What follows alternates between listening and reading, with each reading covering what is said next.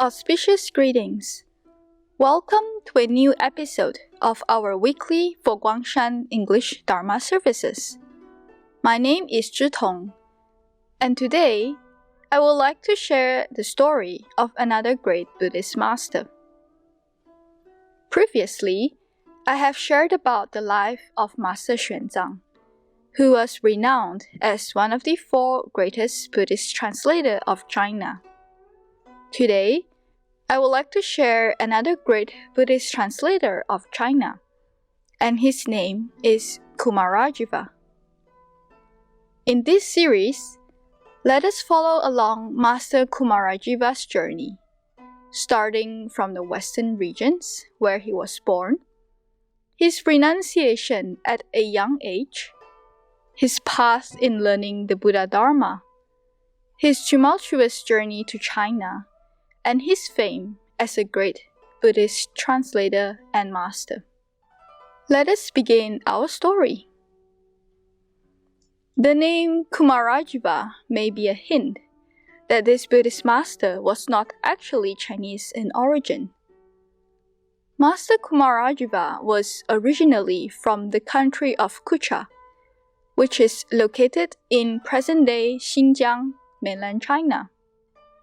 He was born around the year 344, which means Master Kumarajiva preceded Master Xuanzang for about 250 years.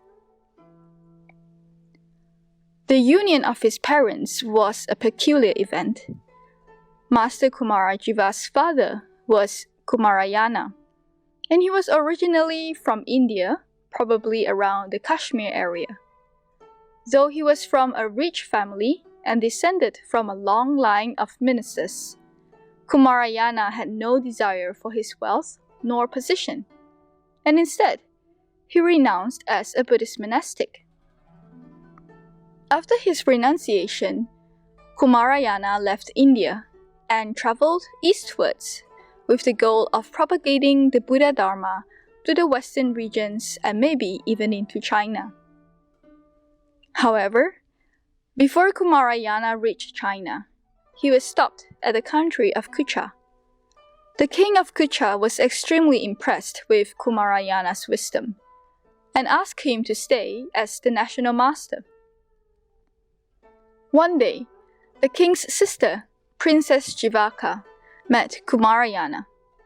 She was taken by his intelligence and wished to marry him. It is of course against the Buddhist precept for a monastic to enter into marriage, but the king forced Kumarayana to comply, and the marriage resulted in Master Kumarajiva. Princess Jivaka was an intelligent and perceptive lady. When she was pregnant with Kumarajiva, it was said that she could suddenly speak and understand Sanskrit, the noble Indian language, which she previously had no idea. Moreover, she became wiser and could understand difficult texts. However, after she gave birth, her ability to speak Sanskrit disappeared. Such an omen drew parallel to that of the Buddhist disciples who is foremost in wisdom, Sariputra.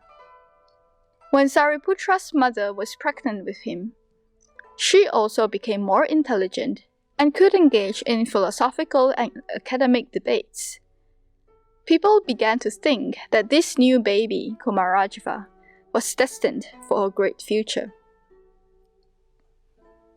When Kumarajiva turned 7 years old, one day, his mother, Princess Jivaka, saw some human remains strewn in a burial ground. Suddenly, she was struck by the understanding that life is impermanent and that the physical body only brings suffering. Princess Jivaka decided to renounce as a Buddhist nun. She asked young Kumarajiva to renounce with her, and the mother and son began their spiritual journey as Buddhist monastics. Kumarajiva was an extraordinary child. After he was renounced, he began his learning with the great Buddhist master, Buddha Swamin. He could memorize the verses of Buddhist texts easily and understood them quickly. His mother Jivaka took him to visit different places and Buddhist teachers. And before he turned 20 years old, Kumarajiva had completely mastered the teachings of the smaller vehicle. As he grew up, his intelligence and mastery of the Dharma became well known in the Western regions, and people knew that there was a young but extremely learned bhiksu from the country of Kucha named Kumarajiva. He was invited to give Dharma talks and engage in philosophical and scholarly debates, which he won. Not only was he learned in Buddhist teachings, he also studied Indian philosophical texts as well as other branches of studies popular of the time. When he was about 19 years old, he and his mother Jivaka traveled back to Kucha. Kumarajiva met with the Mahayana Buddhist teacher, Surya Soma. Kumarajiva had never encountered Mahayana text before, and was startled by the Madhyamaka philosophy of sunyata, or emptiness. This idea was a challenge to what he had previously learned and understood, but he could perceive the deep wisdom of the teaching of sunyata. At the age of 20, Kumarajiva was of age to take the ordination precepts. He continued his Buddhist studies, now on the Mahayana teachings of Prajna Paramita. One day, his old teacher, who taught him the teachings of the lesser vehicle, came to visit him. As they conversed, Kumarajiva discussed the Mahayana teaching with his teacher. At first, his teacher could not accept it. Mahayana teaching seemed to reject the very truth that he learned.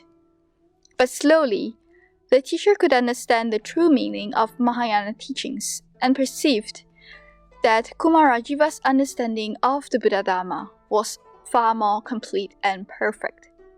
His teacher said, "In the past, I was your teacher, but now you are my teacher." This incident spread far and wide, and the fame of Kumarajiva grew and reached even to those of the faraway land of China.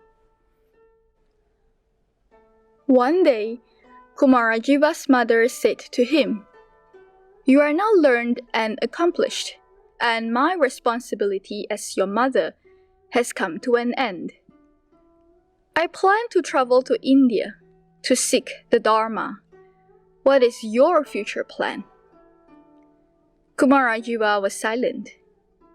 Finally, he said, "Do you have a wish for me?"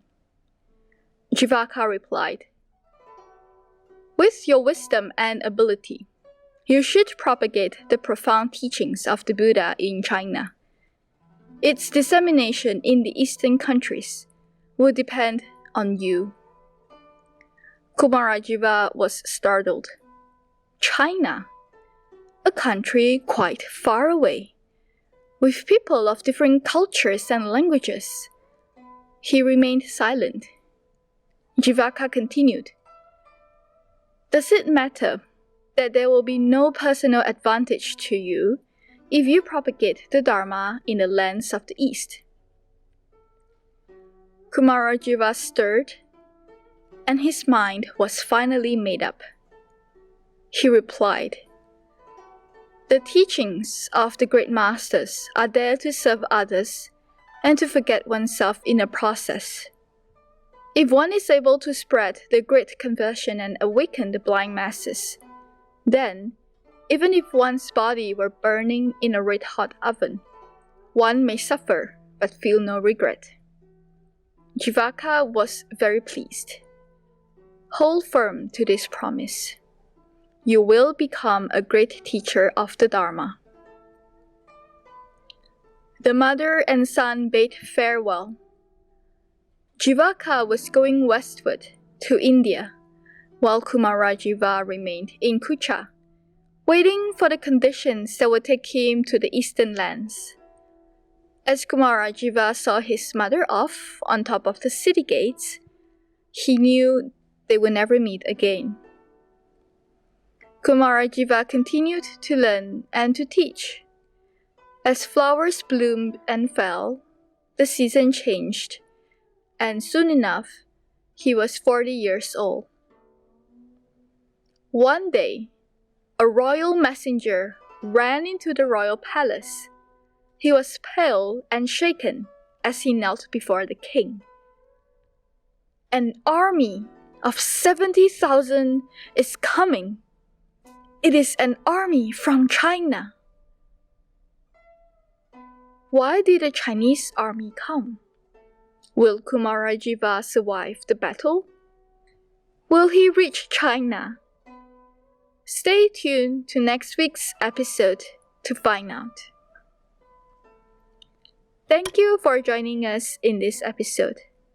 May you find joy and peace in the Dharma. Amitabha.